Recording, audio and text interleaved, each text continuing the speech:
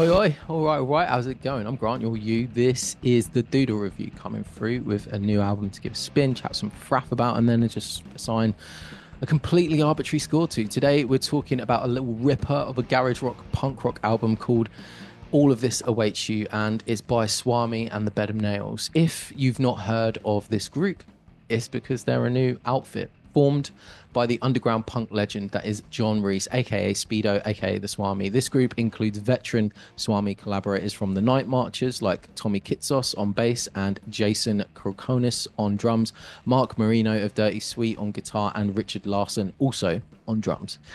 If you're not aware of John Reis and you're into sharp, quick-witted, hooky rock and roll that leans on the kind of punk side of garage, then you're in for a treat, because once you dip your toes into this record, you'll be looking for more. And there is an abundance of great John Reis music out there.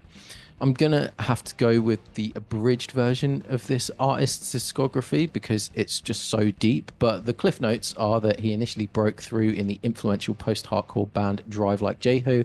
After that, formed the more light-hearted but equally as intense Rocket from the Crypt, a punk band that kind of doubled down on the hooks with an infectious horn section.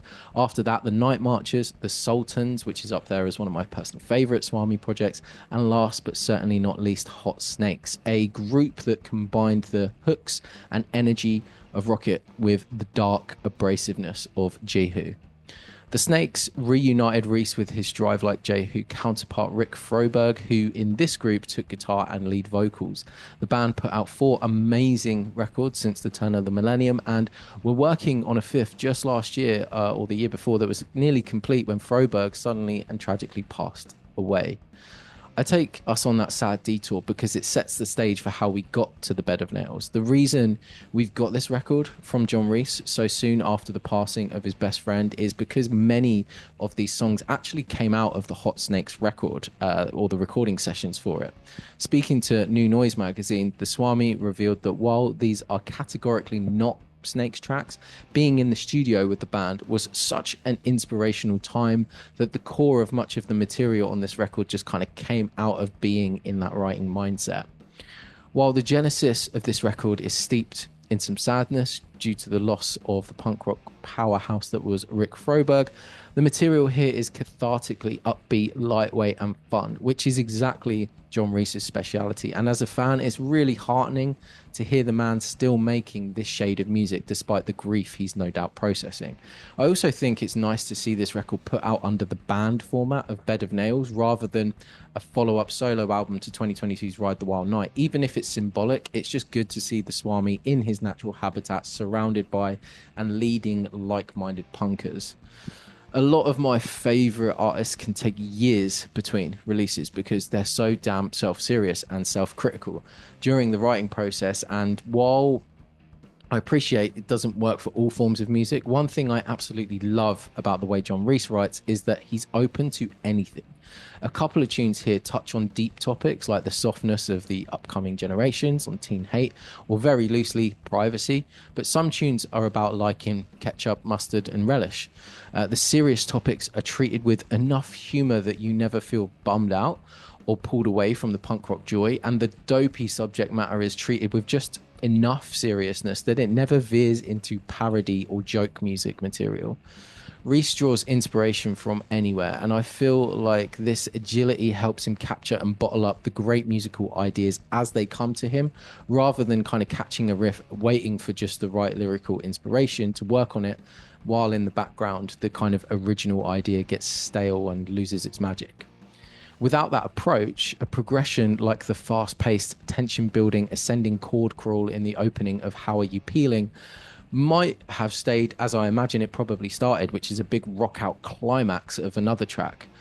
Maybe the artist was working on the time. Reis's gift is being able to take that tiny part, recognize the inherent coolness within it, take it back to the tight back and forth of the verse, and then bursting it apart with the following bridge and chorus sections, providing us with the gift that has become one of my favorite rock tunes of 2024.